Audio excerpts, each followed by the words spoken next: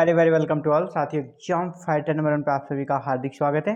UGC net exam 2024 में आप सभी का स्वागत है, जहां पर हम लोग पेपर 1 का प्रिपरेशन कर रहे हैं। और पेपर 1 में हम लोग यूनिट 10 को देखेंगे। यूनिट 10 में हमारा क्या होता है, हायर एजुकेशन सिस्टम। तो हायर एजुकेशन सिस्टम में एक सब टॉपिक जो हमारा इंडियन कॉन्स्टिट्यूशन का पार्ट है, उसी का एक हम लोग बहुत ही इंपॉर्टेंट टॉपिक को कवर कर रहे हैं, जहाँ से कह सकते हैं कम पढ़कर आप प्रश्न अगर आते हैं तो आप उसको सॉल्व कर सकते हैं, क्योंकि आपके पास समय ज़्यादा नहीं है।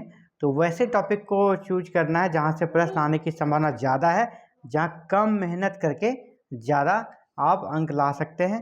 वैसे टॉपिक में से एक टॉपिक हमारा भारत के संविधान की अनुसूचियाँ, schedules in the constitution of India. हमारे संविधान में कितनी अनुसूचियाँ हैं? वर्तमान में 12 अनुसूचियाँ हैं। और पहले जब हमारा संविधान बना उस समय कितनी अनुसूचियाँ थी, है ना? उस समय कितनी थी? 8। और वर्तमान में कितना हो गया है? 12। तो इन 12 अनुसूचियों के बारे में जानेंगे, इन अनुसूचियों की क्या विशेषताएं हैं। तो सबसे पहले आपको अनुसूची के बारे में बता दें। अनुसूची जो होते हैं, वहाँ पे अगर किसी मैटर को डाल दिया जाता है अनुसूची में, तो उसको परिवर्तित करना, चेंज करना बहुत ही मुश्किल होता है।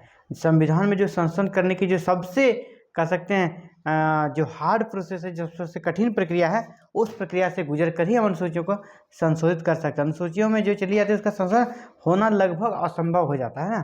तो अनुसूचियाँ बहुत इंपॉर्टेंट, जिन चीज़ों को वहाँ डाल दिया गया है उसमें फिर परिवर्तन करना बहुत ही मुश्किल होता है। ऐसा नहीं कि परिवर्तन नहीं होता, परिवर्तन होता है, लेकिन बहुत ही उसकी प्रक्रिया जटिल है, जो कि संभव होता नहीं है। तो चलिए भारत के संविधान की अनुसूचियों के बारे में देखेंगे। Schedule in the constitution of India, और टोटल 12 शेड्यूल्स हैं, 12 अनुसूचियाँ हैं। इसमें से पहला अनुसूची जो हमारा, इसमें देखें प्रथम अनुसूची। प्रथम अनुसूची में हमारा क्या है, जो भारत में कितने राज्य हैं, कितने राज्य हैं और कितने केंद्र शासित प्रदेश हैं, इसका वहाँ पर वर्णन है।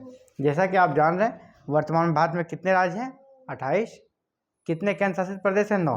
तो अगर साधारण सा प्रश्न ये भी पूछ लिया जाता है कि वर्तमान में कितने केंद्र शासित प्रदेश हैं, कभी कोई क्वेश्चन बहुत ही ईजी रहता है, यूसी नेट के एग्जाम्स में भी आप देखते होंगे। तो ये सारा प्रश्न आप जिसको इजी समझ कर छोड़ देते हैं, नहीं यहाँ से भी प्रश्न बन सकते हैं, है ना? प्रश्न से भी प्रश्न निकालें आप। तो प्रथम अनुसूची में क्या है, राज्य और केंद्र शासित प्रदेशों का वर्णन है। तो उसमें अभी वर्तमान में कितने? 28 राज्य और 9 केंद्र शासित प्रदेश वर्तमान में है भारत में। इसमें अलग अलग समय पे राज्यों का गठन हुआ है, तो ये भी आपको याद रखना चाहिए। जैसे कि स्टार्टिंग में 16 स्टेट्स थे, जब इंडियन कॉन्स्टिट्यूशन बना था भारत में कितने राज्य थे? 16। अभी वर्तमान में कितने हो गए हैं? 28। तो समय समय पर राज्यों का गठन हुआ है, कुछ राज्यों के सीमा में परिवर्तन करके और नए नए राज्य बने हैं, या तो कुछ ऐसे भी क्षेत्र हैं जो कि आज़ादी के समय भारत के अंग नहीं थे, जैसे गोवा वगैरह हो गया, है ना? तो वहाँ पर भी बाद में राज्य बना है, केंद्र शासित प्रदेश पहले बनाया, फिर उसे राज्य बनाया। ऐसे बहुत सारे क्षेत्र हैं जो कि इंडिया के अंदर आया, और इसीलिए 16 से लेकर आज हमारा 28 यहाँ पर राज्य देखने को मिलता है। तो देखिए, सबसे पहले 1 अक्टूबर 1953 को पहला जो राज्य बना, पहला स्टेट बना, वो था कौन? आंध्र प्रदेश। तो भारत का पहला जो राज्य बना वो कौन था? आंध्र प्रदेश। किस आधार पर बना था? भाषा के आधार पर। यानी भारत में आज़ादी के बाद, संविधान लागू होने के बाद जो व्यवस्थाएं थी उसमें परिवर्तन स्टार्ट हो गया 1953 से। 1953 से ही नए राज्य बनना स्टार्ट हो गए। तो भाषा के आधार पर पहला राज्य बना था हमारा आंध्र प्रदेश। इसी प्रकार 1 मई 1960 को बॉम्बे से 2 राज्य का कह सकते हैं कि उससे टूटकर बने। बॉम्बे पहले एक प्रांत था, 1960 तक बॉम्बे एक अलग प्रांत था, और उसी से अलग होकर 2 राज्य वर्तमान में हम लोग देखते हैं, महाराष्ट्र और गुजरात। तो महाराष्ट्र का गठन कब हुआ? 1 मई 1960 को। गुजरात का 1 मई 1960 को। और दोनों पहले कहाँ थे? बॉम्बे प्रांत का ही हिस्सा थे। इसी प्रकार 18 दिसंबर 1961 को गोवा, दमन व दीव भारत संघ में पहली अनुसूची में जोड़े गए। भारत में 18 दिसंबर 1961 को किसे किसे जोड़ा गया? गोवा, दमन व दीव, ये जो क्षेत्र है भारतीय संघ की अनुसूची में जोड़े गए।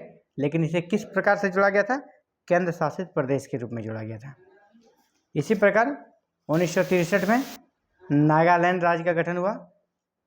हरियाणा का गठन 1966 में हुआ। 1966 में पंजाब से अलग होकर क्या बना? चंडीगढ़ केंद्र शासित प्रदेश बनाया गया। हरियाणा 1966 में बना, और फिर पंजाब से अलग होकर चंडीगढ़ को केंद्र शासित प्रदेश बना दिया गया। हिमाचल प्रदेश का गठन कब हुआ? 1971 में। आपसे ईयर पूछा जाता है, हिमाचल प्रदेश राज्य का गठन कब हुआ? 1971 में। इसी पर मणिपुर, मेघालय और त्रिपुरा, ये तीनों का एक ही साथ निर्माण हुआ है 1972 में। 1972 में मणिपुर, मेघालय और त्रिपुरा तीनों का गठन हुआ है। सिक्किम का गठन 1975 में हुआ। मिजोरम और अरुणाचल प्रदेश का गठन 1987 में हुआ। अलग अलग स्टेट्स का आपको कह सकते हैं कि ईयर याद रखना है किस राज्य का कब हुआ। गोवा पहले, जैसे मैंने कहा, केंद्र शासित प्रदेश था, बाद में इसे पूर्ण राज्य का दर्जा बना दिया गया। पहले जब गोवा को, या आप देखें, गोवा, दमन और दीव 1961 में भारतीय संघ में शामिल किए गए, लेकिन 1987 में क्या हुआ, इसे पूर्ण राज्य का दर्जा मिल गया। अन्य की बात करें तो जो भी लेटेस्ट जो राज्य बने हैं, छत्तीसगढ़ 2000 में फिर से पुनर्गठन जो हुआ था, छत्तीसगढ़ 1 नवंबर 2000 को मध्य प्रदेश अलग होकर बना छत्तीसगढ़। तो टोटल 4 राज्य बने थे 2000 में, इसको भी हम लोग देख लेंगे। पहला राज्य कौन होगा? छत्तीसगढ़। छत्तीसगढ़ किससे अलग होकर बना? मध्य प्रदेश से। कब बना? 1 नवंबर 2000 को। दूसरा राज्य हमारा उत्तराखंड, जो कि 9 नवंबर 2000 को बना, और ये यूपी से अलग करके बनाया गया। उत्तराखंड को कहाँ से अलग किया गया? यूपी से। अगला है झारखंड। झारखंड राज्य का गठन हुआ 15 नवंबर 2000 को, और इसे बिहार से अलग करके बनाया गया। अगला है तेलंगाना, इसे बनाया गया 2014 में। तेलंगाना राज्य कब बना? 2014 में। आंध्र प्रदेश से अलग होकर इस राज्य को बनाया गया। तो अनुसूची 1 को हम लोगों ने देख लिया है। अब अनुसूची 2 है ना, दूसरी अनुसूची। दूसरी अनुसूची में क्या विषय है? दूसरी अनुसूची में राष्ट्रपति, उपराष्ट्रपति, स्पीकर, न्यायाधीश, कैग, है ना, जो कि नियंत्रक महालेखा परीक्षक है, उसके वेतन और भत्ते का वर्णन है। कहाँ पर? दूसरी अनुसूची में। तो महत्वपूर्ण अधिकारियों, राष्ट्रपति, उपराष्ट्रपति, स्पीकर, न्यायाधीश, कैग के वेतन और भत्ते का वर्णन किस अनुसूची में है? तो दूसरी अनुसूची में। तीसरी अनुसूची में क्या है? शपथ पत्र का प्रारूप। तीसरी अनुसूची में क्या है? शपथ पत्र का प्रारूप।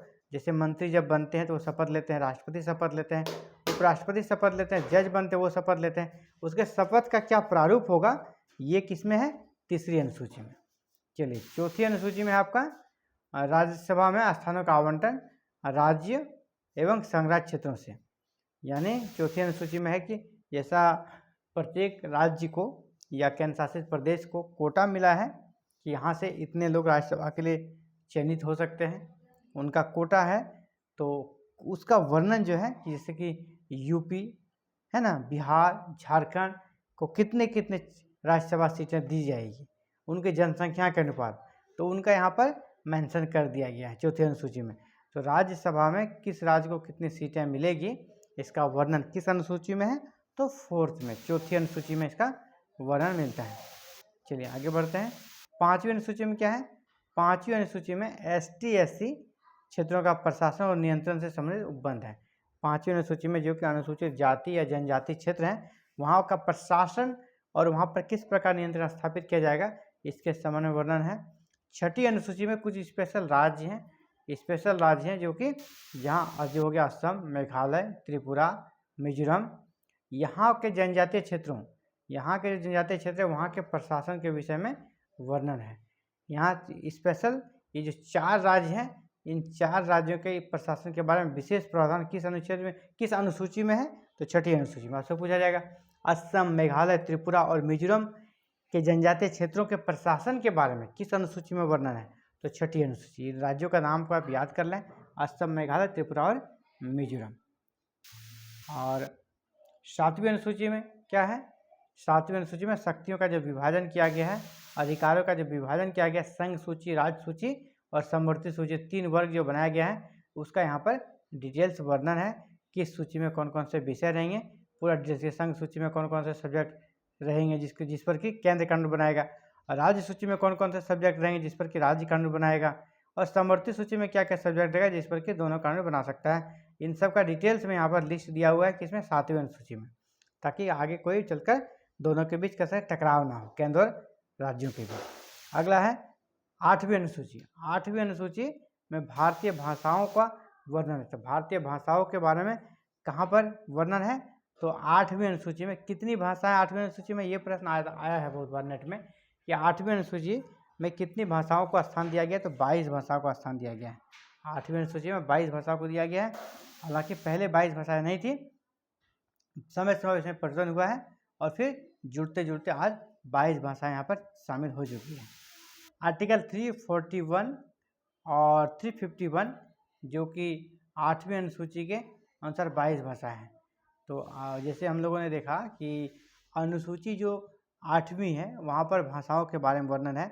अगर ये आर्टिकल के फॉर्म में पूछा जाए किस अनुच्छेद में भारतीय भाषाओं का वर्णन है, तो आर्टिकल 344(1) एंड 351, इन दो अनुच्छेदों में वर्णन है भारतीय भाषाओं का। 9वीं अनुसूची क्या है? भूमि सुधार संबंधी अधिनियम। 9वीं अनुसूची क्या है? भूमि सुधार संबंधी अधिनियम।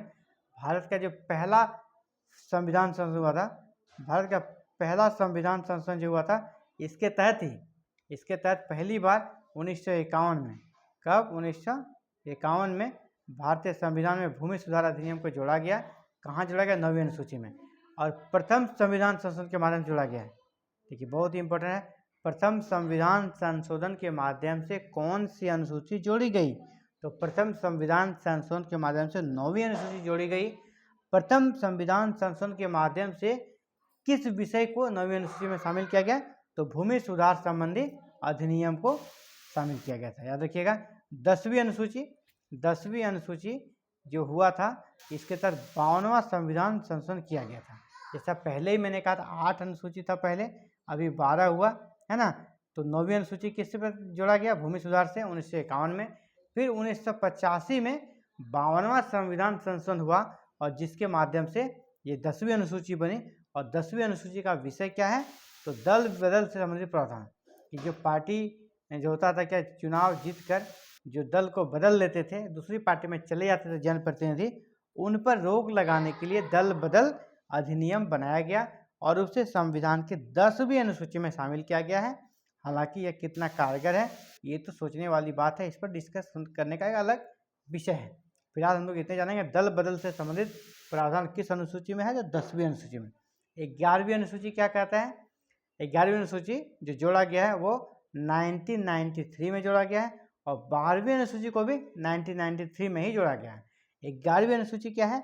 ये 11वीं अनुसूची पंचायती राज के बारे में है और पंचायती राज में 29 विषय शामिल है और इसके लिए 73वां संविधान संशोधन किया गया था। पंचायतों को अनुसूची में डालने के लिए कौन सा संविधान संशोधन किया गया था?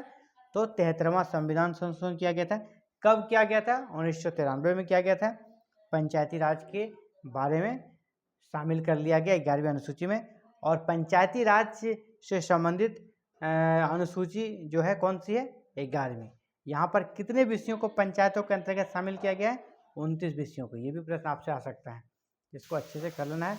अब अंतिम अनुसूची है 12वीं अनुसूची है। और 12वीं अनुसूची क्या है? जिस प्रकार 1993 में पंचायतों के बारे में प्रावधान बनाकर अनुसूची में शामिल कर दिया गया 11वीं अनुसूची में, इसी प्रकार शहरी क्षेत्रों के लिए, है ना, शहरी क्षेत्रों के लिए भी जो स्थानीय स्वशासन के प्रतीक है नगर निकाय वगैरह, तो उनके लिए भी प्रावधान यहाँ पर जोड़े गए 12वीं अनुसूची में। शहरी क्षेत्रों के लिए स्थानीय स्वशासन किस प्रकार का होगा, जैसे नगर पालिका वगैरह के बारे में प्रावधान यहाँ पे जोड़ा गया है। और ये कौन सा संविधान संशोधन किया गया इसके लिए? तो 74वां। 73वां में पंचायत हो गया, 74वां में क्या होगा? नगर पालिका नगर निकाय वगैरह। और ये भी 1993 में अमेंडमेंट किया गया था और यह शहरी क्षेत्रों के लिए स्थानीय स्वशासन संबंधी प्रावधान है। और यहाँ पर इसमें 18 विषयों को शामिल किया गया, यानी नगर का जो ये है आपका नगर पालिका वगैरह, यहाँ पर इस विषय में 18 विषय यहाँ 18 विषय को शामिल किया गया है, जबकि पंचायतों को 24 सब्जेक्ट उनको दिए गए हैं। तो ये था अनुसूची जो कि संविधान में 12 अनुसूची को उनके बारे में हम लोगों ने देखा। तो यहाँ से जो भी प्रश्न बन सकता है ये उसी अनुरूप हमने क्लासेस को किया है। और यहाँ से कोई भी प्रश्न आएगा, अगर आप पूरे वीडियोस को देख लिए हैं तो आपसे कोई प्रश्न इस चैप्टर से नहीं छूटने वाला है। आज के लिए इतना ही, कल मिलते हैं एक नए क्लास में। Thank you very very much for watching this video and connecting the exam fighter number 1।